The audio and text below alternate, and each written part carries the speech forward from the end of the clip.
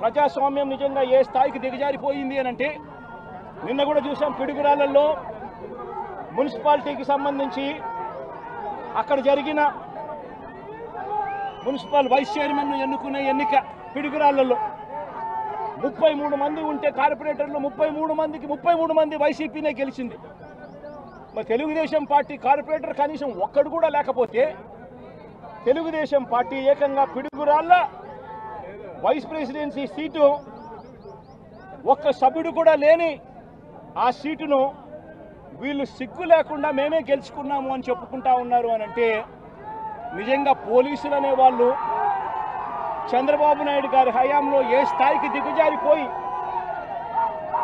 ప్రజాస్వామ్యాన్ని కూనీ చేస్తా ఉన్నారని చెప్పడానికి నిదర్శనం. తిరుపతిలో 49 సీట్లకు 48 సీట్లు వైసీపీ గెలిచింది. తెలుగుదేశం పార్టీ గెలిచింది కేవలం ఒకే ఒక్క స్థానం. అటువంటి చోట డిప్యూటీ మేయర్ పోస్టు పోలీసుల ఆధ్వర్యంలో తెలుగుదేశం పార్టీ వాళ్ళు కార్పొరేటర్లను కిడ్నాప్ చేసుకొని బస్సులో నుంచి కిడ్నాప్ చేసుకొని పోయి డిప్యూటీ మేయర్లను మేమే గెలుచుకున్నామని చెప్పి వాళ్ళు ప్రకటించుకుంటా ఉంటే పోలీసులు ఏ స్థాయికి దిగజారిపోయినారు తెలుగుదేశం హయాంలో అని చెప్పడానికి ఇంకో నిదర్శనం. తుని నియోజకవర్గంలో 30 కార్పొరేటర్ల స్థానాలు 30కి 30 వైసీపీ గెలిచింది. తెలుగుదేశం పార్టీకి కనీసం ఒక్కడంటే ఒక్క అభ్యర్థి కూడా లేడు.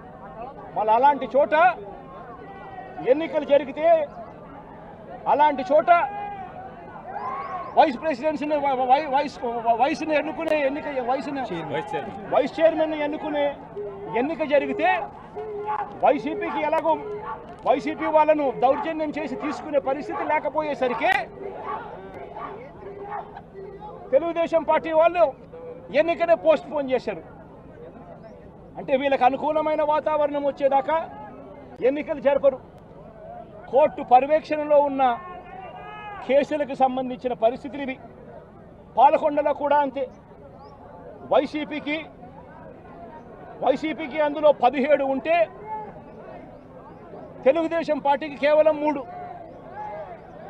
మళ్ళీ అక్కడ వైస్ ప్రెసిడెన్సీ అన్నది వైసీపీకి రావాలన్నా తెలుగుదేశం పార్టీకి రావాలన్నా కానీ వీళ్ళకి అనుకూలత వచ్చేదాకా పోస్ట్పోన్మెంట్లు.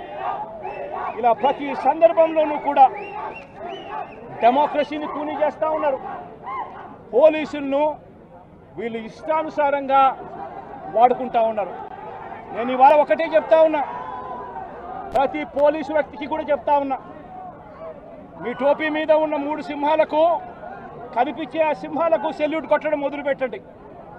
తెలుగుదేశం పార్టీ నాయకులకు సెల్యూట్ కొట్టడం మొదలుపెట్టి వీళ్ళు చెప్పినట్టుగా చేయడం మొదలుపెట్టి అన్యాయాలు చేయడం మొదలుపెడితే మాత్రం ఎల్లకాలం తెలుగుదేశం పార్టీ ప్రభుత్వమే ఉండదు అని చెప్పి ఇవాళ ప్రతి అధికారికి కూడా నేను తెలియజేస్తా ఉన్నా. రేపొద్దున మళ్ళీ మా అధికారం వస్తుంది. వచ్చినప్పుడు అన్యాయం చేసిన వీళ్ళందరినీ, వీళ్ళ అధికారులందరినీ, అన్యాయం చేసిన ఈ నాయకులందరినీ కూడా బట్టలు కూడా తీసి నిలబెడతామని చెప్పి కూడా ఈ సందర్భంగా తెలియజేస్తా ఉన్నాను. ఎవడిని వదిలిపెట్టేది ఉండదు. ఇదే వంశీని అరెస్ట్ చేసేటప్పుడు సిఐ అన్నాడట, నేను 1.5 సంవత్సరంలో రిటైర్ అయిపోతాను అని చెప్పి.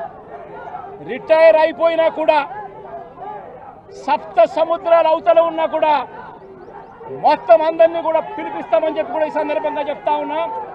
చట్టం ముందు నిలబడేట్టుగా చేస్తాం, బట్టలు ఊడదీస్తాం, న్యాయం జరిగేట్టుగా చేస్తాం అని ప్రతి ఒక్కరికి కూడా తెలియజేస్తా ఉన్నాం.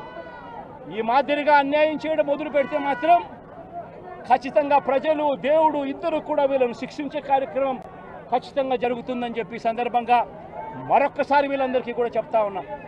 అన్యాయంలో భాగస్వాములు కావద్దండి. మీ టోపీ మీద ఉన్న సింహాలను గౌరవించండి, వాటికి సెల్యూట్ కొట్టండి, మీ వ్యక్తిత్వాన్ని కాపాడుకోండి అని చెప్పి ఈ ప్రతి అధికారికి కూడా ఈ సందర్భంగా తెలియజేస్తా ఉన్నాం. Subscribe to Social TV Telugu for more videos. Hit the bell icon for faster updates.